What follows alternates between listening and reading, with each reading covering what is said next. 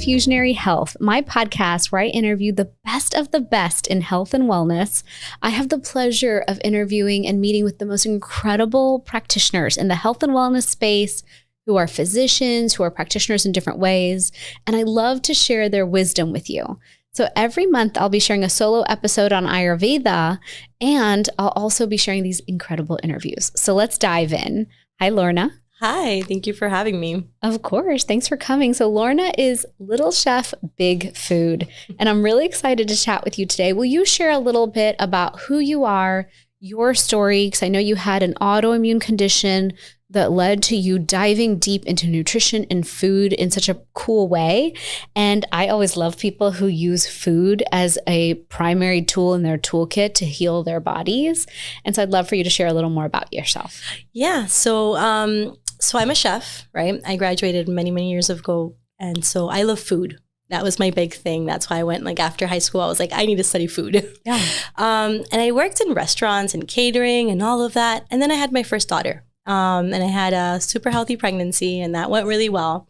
And then we went to have the second baby, and I had a miscarriage around 4.5 months. And it was a baby girl, and I went to lots of different doctors, and I wanted to kind of understand what's going on. Because conventional medicine tells you, there's statistics on you losing a baby, and that's normal. And I, being very persistent, was like, no, this is not normal, and I don't want this to repeat itself. So I began working with functional medicine doctor, and he really dove into what was really going on. Wow. So they found mold, and they found that I had a gene, the MTHRF gene, which a lot of people have it and they have no idea. And it's just, we normalize all of these symptoms, right? As maybe you're getting older, you interpret that you didn't sleep well, or whatever it is. And really, there's a lot going inside that we don't know. In my case, the loss triggered my autoimmune. Wow. And that autoimmune was vitiligo. So for those of you that don't know what vitiligo is, it's basically decoloration of the pigmentation of your skin. So you have some spots that are whiter or lighter, and it begins to spread like wildfire if you don't tame it, right? Yeah, and you might have noticed people who they're around their eyes, nose, and mouth. That's kind of where it's really prevalent, or on the back of their hands, on their feet and legs. A lot of Indians and Asians suffer with vitiligo. So as an Indian, we know all about it. Okay. And most people don't know about it. But if you imagine like Michael Jackson and certain people started with white spots, and then it can spread over the whole body if it's not somehow contained or battled. Yeah. So I began to present these symptoms, and the first thing that the doctor tells you is, go to a doctor and they'll give you a cream, right? But the problem's really persisting from inside out, and that's what they don't explain to you. And functional medicine, you speaking to somebody can kind of relate to it. I mean, they work from the inside out. Exactly. And so, like I mentioned, I had mold and I had all of these issues, and I began to attack. And one of the things that he said was, you need to help me attack all of this, not only with supplements, but with food. And I was like, well, I know food. Yeah, of course. And he goes, no, restaurant food. Sure. you know conventional food, regular food. This is medicine food. Like, food is medicine. And that's where, to me, it was mind blowing, because I was like, wait, how is this, how is one thing related to the other? So I went back to school, and I went to study nutrition, and I studied also to be a health coach, a functional medicine health coach, or functional nutritional health coach. Yes. And I realized that a lot of the oils, a lot of the products that we were using, animal products, and, I even went to the farms and I said, how does a tomato grow? What is, put on a tomato? Yeah. So, it's sprayed with glyphosate. Yeah. In 3 stages of its life. Wow. Right? Before it's born, in the process of, and then at the end. Wow. And when you study what's on a simple tomato, you're looking at 42 different known pesticides. Right. So are we eating a tomato, or are we eating pesticides? Or pesticide soup. Or pesticide soup. Yeah. Isn't that crazy? And it always trickles. It's like a domino effect. Because once you learn that, then you're like, okay, well, what's the component of a tomato? Oh, it has high lectins. And so it's just, I know. We can talk about this for hours, and I love it, but it's really what you are, what you eat. Totally. And I merged basically my knowledge of how to prepare food, how to grow it, and how it can heal you. Amazing. And I, with obviously the help of the functional medicine doctor, doing a detox on the mold, using infrared sauna, Epsom bath salt, Pilates, yoga, just a mix of things. And then obviously being conscious of what I was putting in my mouth, it stopped. Awesome. And I didn't have to put a cream on. I didn't have to get this laser. I didn't have to do any of it. Sure. I had you mentioned the eyes. I had these white prominent spots on my eyes, and you can see me now.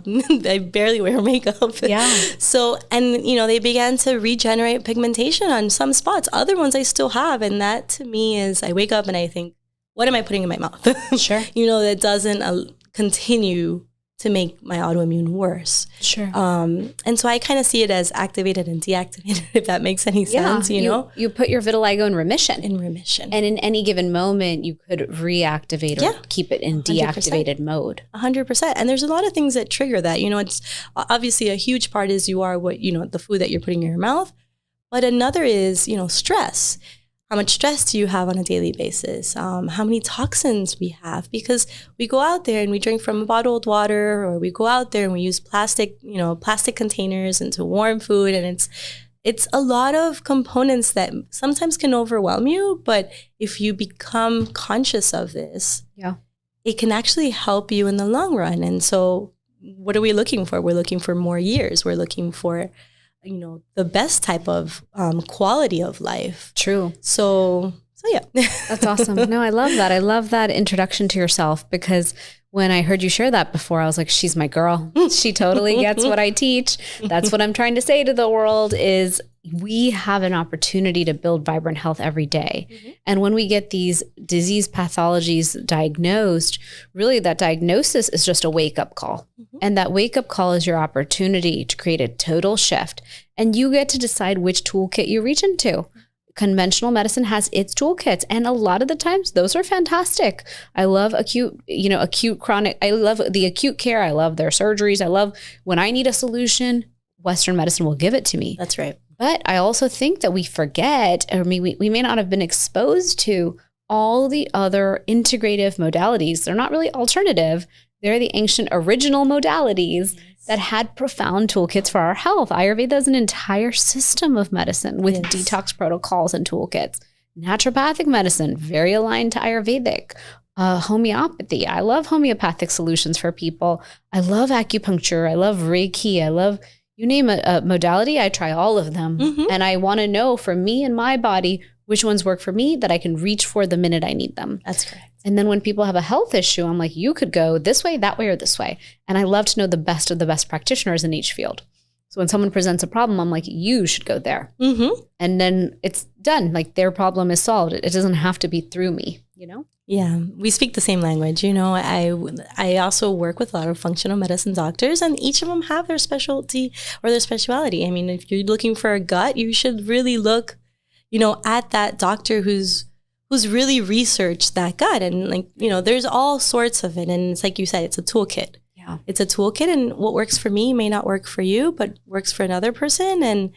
And what are we looking at? Yeah. Or what are we doing on a daily basis to get there? Exactly. And let's talk about that for a moment, because other people might not have this like texture or understanding, but every doctor is so different. Mm-hmm. And I built my supplement company about 7 years ago.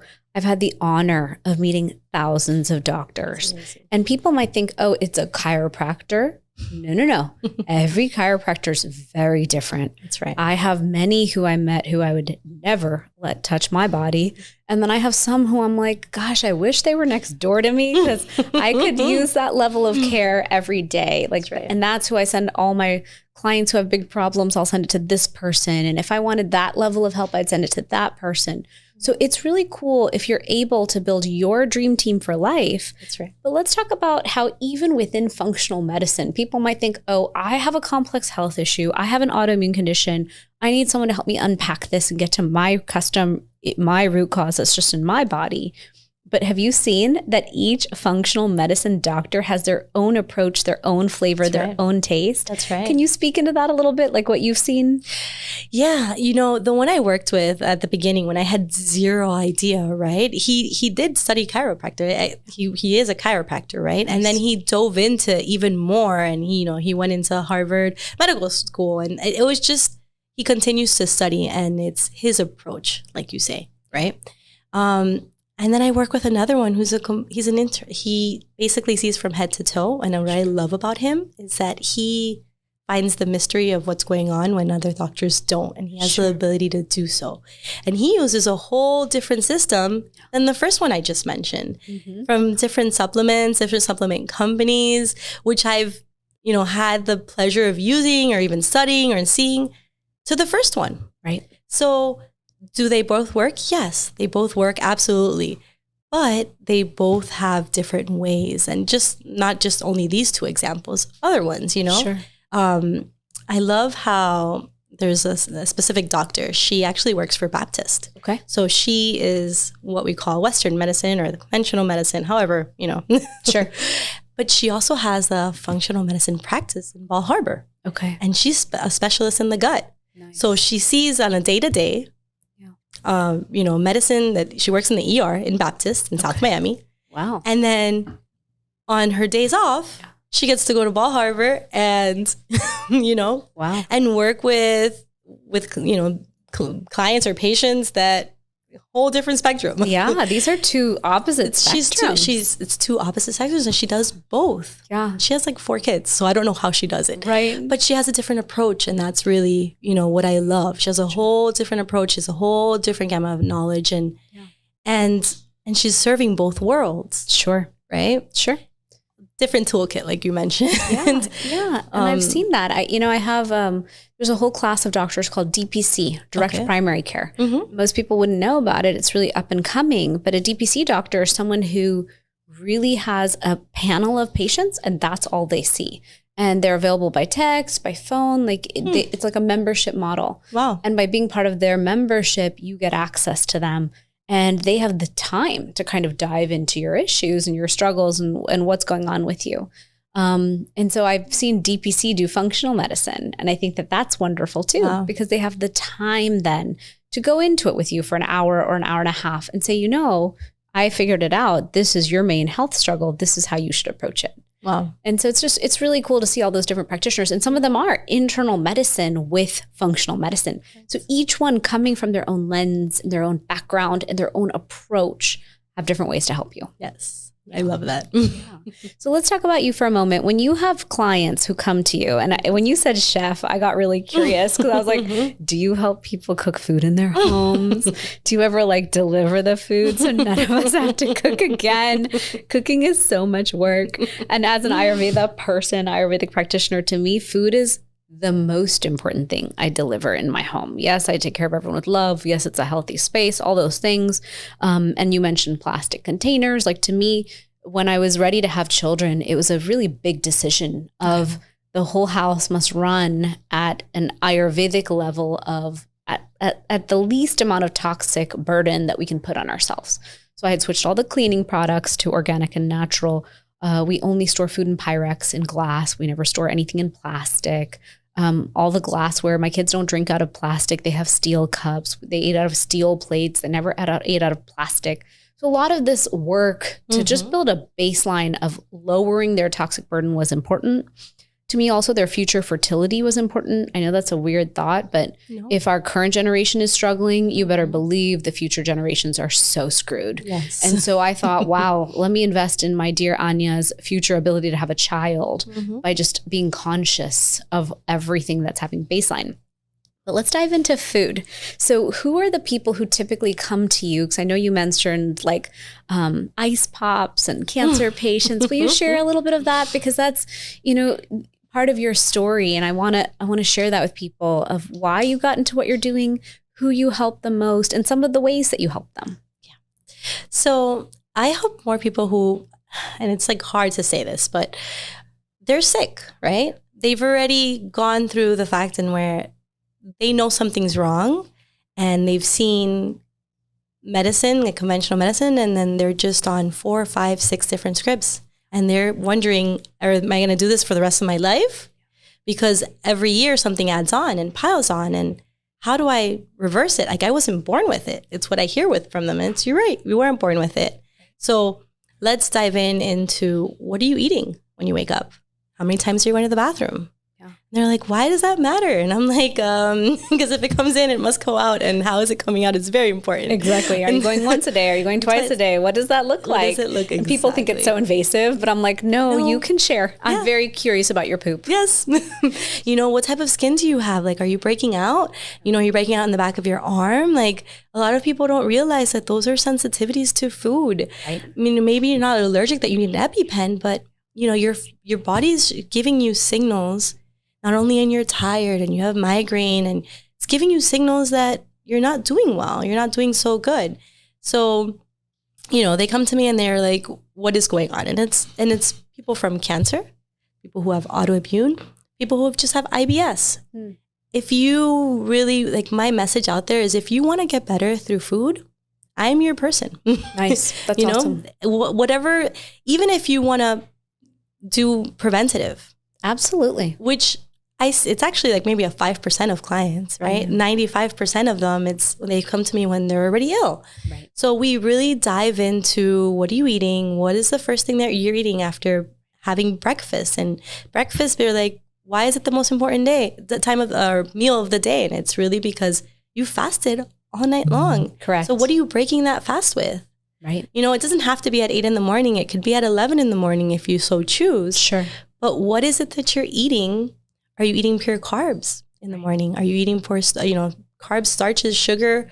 Is that the first thing that your body's receiving? Sure. And really dive into their nutrition. And once I have that information from them, then I can build a plan for them. Okay. Because like I mentioned, what's good for one person necessarily isn't good for the other. Right. And then comes the recipes, okay. And the food shopping. I'll take them to the supermarket and I'll say, hey, you want to use this chicken instead of this chicken? Sure. Even though they both say organic, if it's saying a vegetarian fed diet, you're going to want to stay away from that. Okay. Because those chickens had corn, soy, and wheat. Sure. And if you're avoiding corn, soy, and wheat on this plan I'm putting on you, and the chicken's eating it, yes, and it's kind of a moot point at this point. True. You know what I mean? True. And it's the same thing. Like, where are you getting your vegetables from? And I guide them towards local farmers and just steer them away from that huge, the consumerism that exists here, because we're looking for something that's as organic as possible. Right. On eggs, on whatever it is. I don't say, you know what, you're no longer able to eat any of this. No, let's substitute this. Sure. For a better quality. Let's substitute it for something more clean. Let's start with that.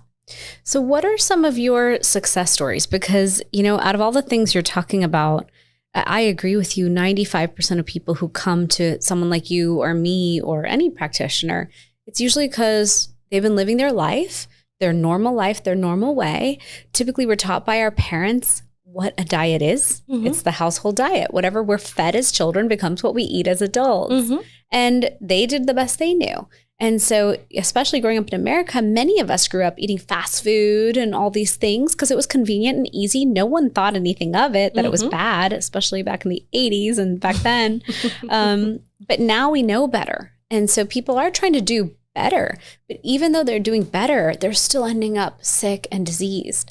And so a lot of what you're talking about, I think people know it, like in the back of their mind, a lot of them know it.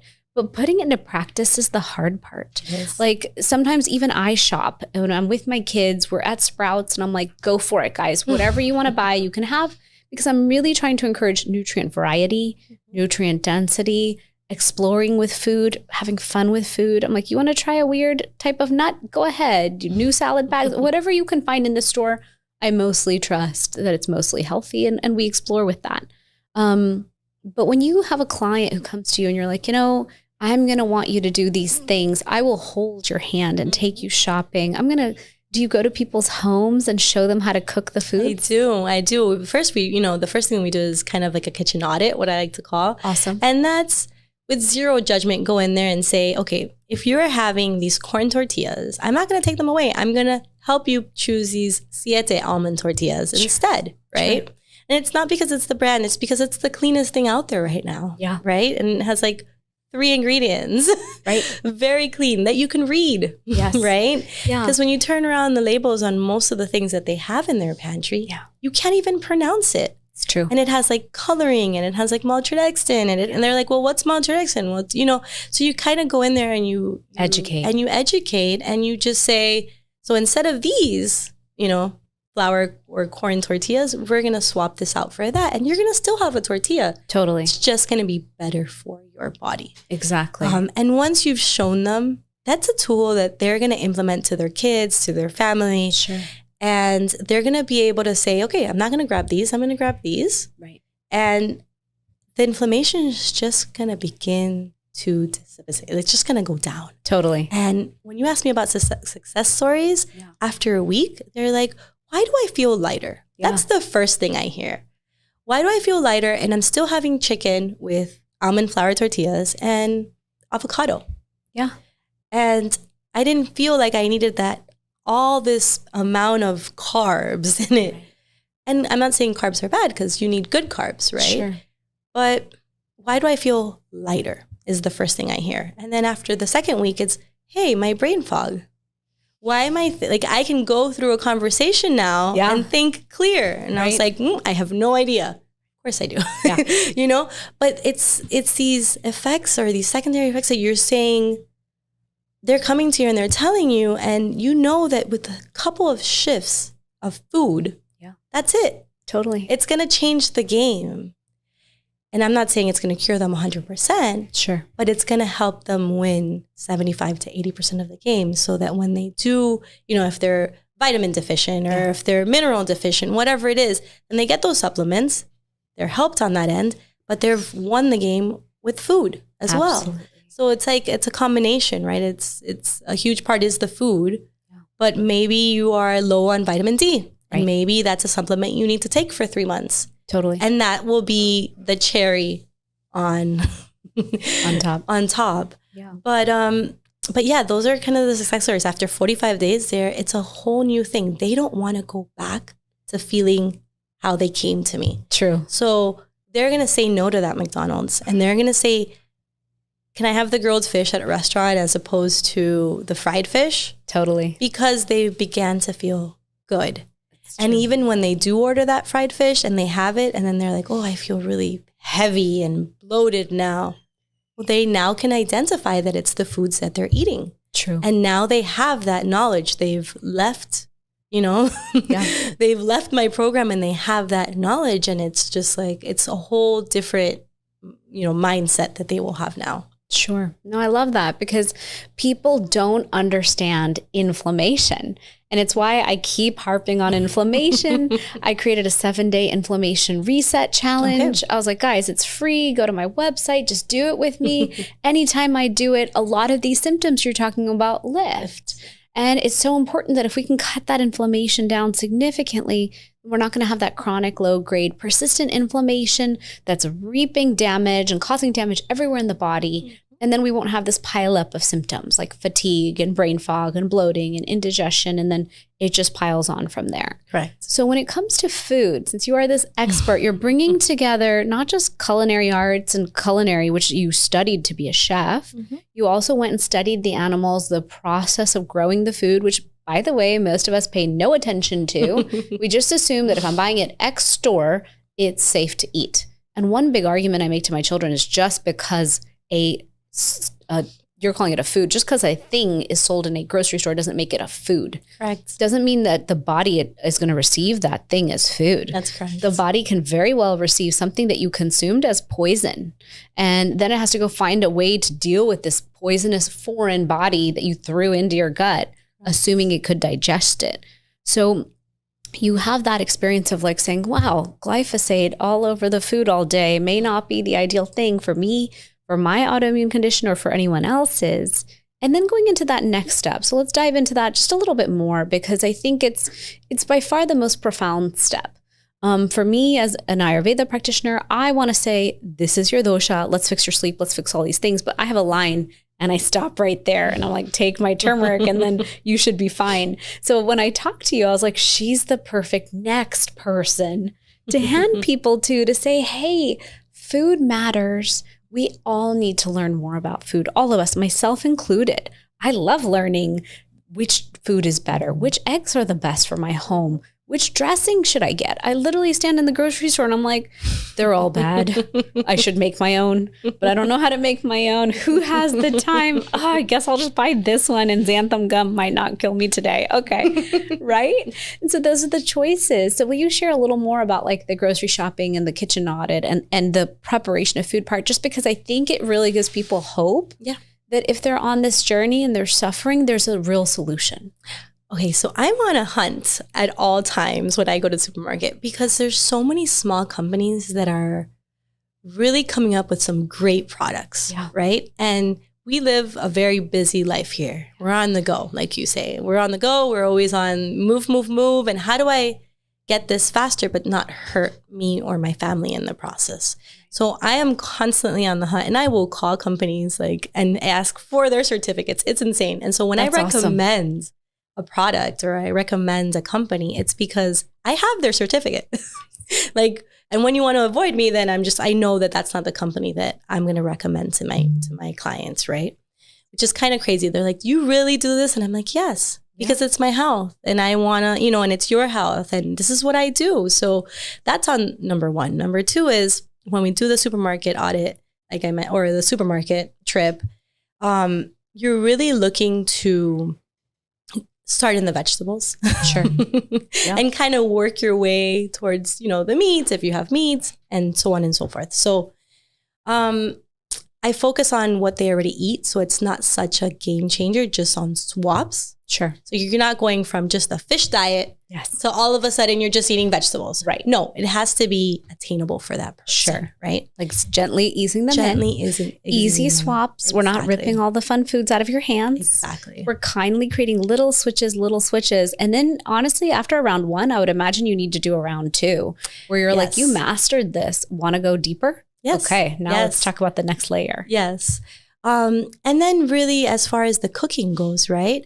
There's people who love to cook and there's people who run away from cooking.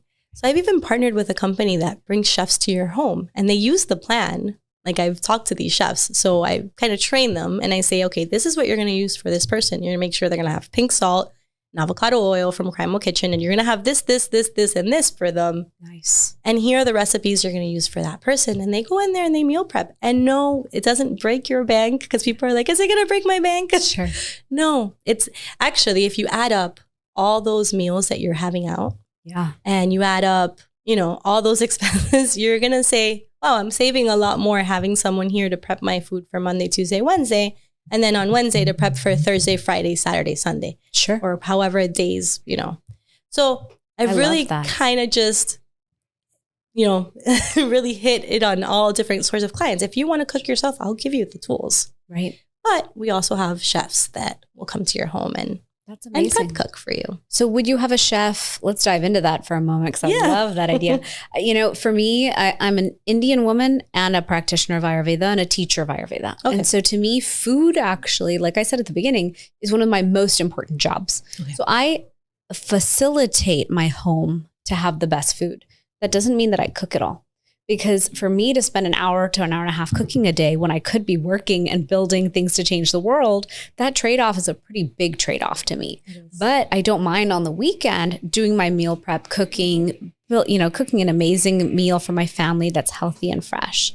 And so I'm a big fan of reaching for the toolkit you need. And food nowadays, food itself is expensive. Mm-hmm. My food bill for my home has gone up tremendously. I'm watching it and I'm like, wow, I need to be a little smarter between Costco, Trader Joe's, Publix, Whole Foods, Sprouts, all this, and the Indian grocery store, how I mix up how we shop for this. Right. But whenever we eat out, it's 5 times more expensive. That's right. And so if you do have these people who are going to say, look, I want to be healthy. I'm willing to create a change, but I'm not willing to cook.